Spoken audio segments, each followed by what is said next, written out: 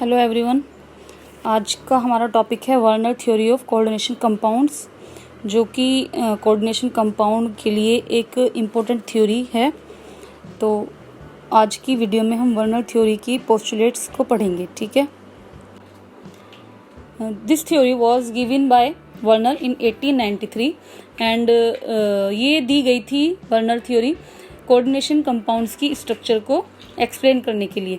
और इस थ्योरी के कुछ फंडामेंटल पोस्टुलेट थे जो कि इस प्रकार हैं। नंबर फर्स्ट पर जो आता है, metal possesses two types of valency, which means कि जो हमारा मेटल होता है या जो हमारा सेंट्रल मेटल होता है, ये दो तरह की वैलेंसी को पोजेस करता है। कौन कौन सी वैलेंसी हैं वे? फर्स्ट हमारी जो है प्राइमरी वैलेंसी एंड सेकंड है सेकेंडरी वैलेंसी। ठीक है। प्राइमरी वैलेंसी को आयनाइजेबल वैलेंसी भी कहा गया है। ठीक है। आयनाइजेबल वैलेंसी ये क्या होती है? This corresponds to the valency of oxidation state of the metal in its simple salts, which means कि जो हमारे मेटल की ऑक्सीडेशन स्टेट होती है सॉल्ट्स में, ये हमारी वो वैलेंसी है। ठीक है। या अगर हम कहें कि जो हमारी प्राइमरी वैलेंसी होती है, ये मेटल की ऑक्सीडेशन स्टेट को शो करती है। ठीक है। सेकंड जो हमारी है सेकेंडरी वैलेंसी और non ionisable valency. Non ionisable valency मतलब कि हमारे जो कंपाउंड्स या कॉम्प्लेक्स सॉल्ट्स में जो कोऑर्डिनेशन नंबर होता है, ये उसको शो करती है। दैट मीन्स कि यह मेटल आयन की कोऑर्डिनेशन नंबर को शो करती है। That this corresponds to the coordination number of the metal in the complex salts.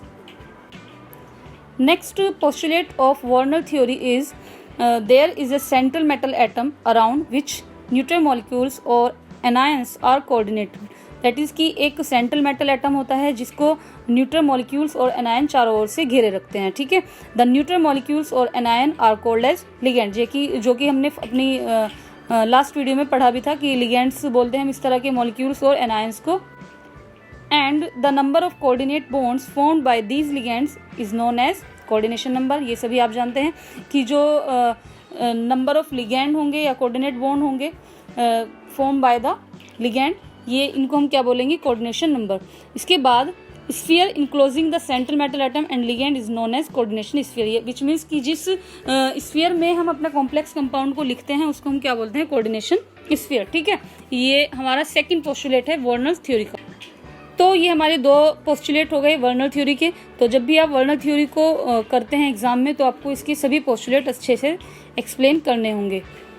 Third हमारा जो पोस्टुलेट है, तो third postulate is each elements has a tendency to satisfy both its primary and secondary valencies. The primary valencies are satisfy by negative ions, where as secondary valencies are satisfy either by negative ion or by neutral molecules, which means कि प्रत्येक metal की ये tendency होती है कि वो दोनों ही तरह की वैलेंसी को सेटिस्फाई कर पाए। और जो हमारी प्राइमरी वैलेंसी होती है वो सेटिस्फाई होती है नेगेटिव आयन के द्वारा, और हमारी जो सेकेंडरी वैलेंसी होती है ये हमारी सेटिस्फाई होती है लिगेंड के द्वारा। ठीक है। लिगेंड या फिर नेगेटिव आयन या न्यूट्रल मॉलिक्यूल जिनको हम कह सकते हैं। ठीक है। यही हमारे क्या होते हैं? लिगेंड। तो ये आप अच्छे से समझ लें इसको। कभी कभी आपसे ऑप्शन दे के भी पूछा जा सकता है कि प्राइमरी वैलेंसी को आप किस तरह से सेटिस्फाई करते हो, या प्राइमरी वैलेंसी को किस तरह से सेटिस्फाई किया जाता है, या सेकेंडरी वैलेंसी को किस तरह से सेटिस्फाई किया जाता है। ठीक है। तो ये चीज़ आप सभी अच्छे से नोट करते चलें। तो ये मैंने एक एग्जाम्पल लिया है PtNH3 का होल 6 4 पॉजिटिव, ठीक है, कॉम्प्लेक्स आयन का। तो यहाँ पर कोऑर्डिनेशन स्फीयर अच्छे से शो किया गया है। NH3 हमारा क्या है? एक लिगेंड है। और Pt क्या है? हमारा सेंट्रल मेटल एटम।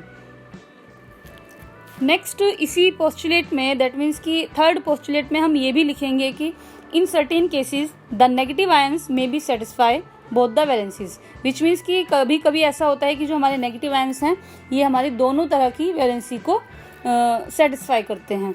ठीक है। और ये मैंने आपको एक टेबल दी है जो कि प्राइमरी और सेकेंडरी वैलेंसी है हमारे मेटल आयंस की।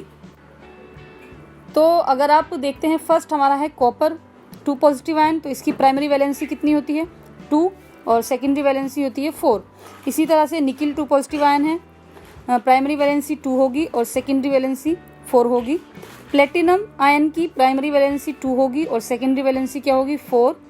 क्रोमियम की होगी primary valency 3 and secondary valency is 6। ठीक है। नेक्स्ट इज कोबाल्ट, जिसकी प्राइमरी वैलेंसी 3 होती है एंड सेकेंडरी वैलेंसी क्या होती है 6। इसी तरह से अगर हम आयरन की बात करें Fe3 पॉजिटिव पर, तो इसकी वैलेंसी जो प्राइमरी वैलेंसी होती है 3 होती है एंड सेकेंडरी वैलेंसी होती है 6। तो ये टेबल आप अच्छे से नोट कर लें सभी स्टूडेंट, ठीक है। और जो जो पॉइंट्स मैं आपको बता रही हूँ सभी नोट करते जाना।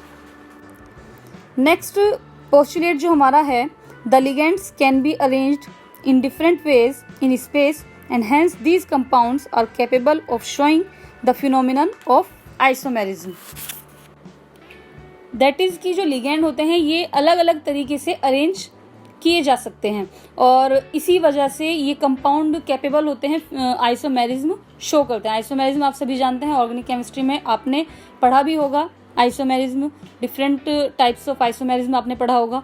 तो इसमें हम क्या बोल रहे हैं कि हमारे जो कोऑर्डिनेशन कंपाउंड्स हैं या हमारे जो लिगेंड हैं ये अलग अलग वेज में अरेंज हो सकते हैं और इसी वजह से ये आइसोमेरिज्म को शो करने के लिए भी कैपेबल होते हैं। Last postulate is the total charge on the complex ion is the resultant of the charge of central metal atom and ligand. That means कि जो कॉम्प्लेक्स आयन पर टोटल चार्ज होगा वो रिजल्टेंट होगा किसके, सेंट्रल मेटल एटम और ligand के charge के। ठीक है। फॉर एग्जाम्पल अगर मैं एक कॉम्प्लेक्स आयन लूँ CrNH3 का होल 6, सभी नोट कर लेना CrNH3 का होल 6 और इस पर +3 चार्ज। ठीक है। अब क्रोमियम पे कितना चार्ज होता है हमारा +3। ठीक है। और NH3 मॉलिक्यूल पर कोई चार्ज नहीं होता। दैट मीन्स कि हमारा जो +3 चार्ज आया है वो कहाँ से आया है, ओवरऑल रिजल्टेंट चार्ज से।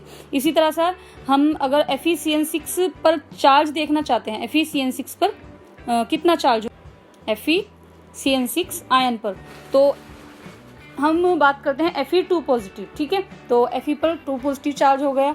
साइनाइड पर कितना चार्ज होता है सभी जानते हैं, -1 चार्ज होता है। तो अगर हम इसका एक तरीके से एल्जेब्रिक सम देखें तो +2 एंड +6 इंटू -1, क्योंकि हमारे साइनाइड जो है 6 हैं तो 6 इंटू -1 तो ओवरऑल चार्ज होता है -4।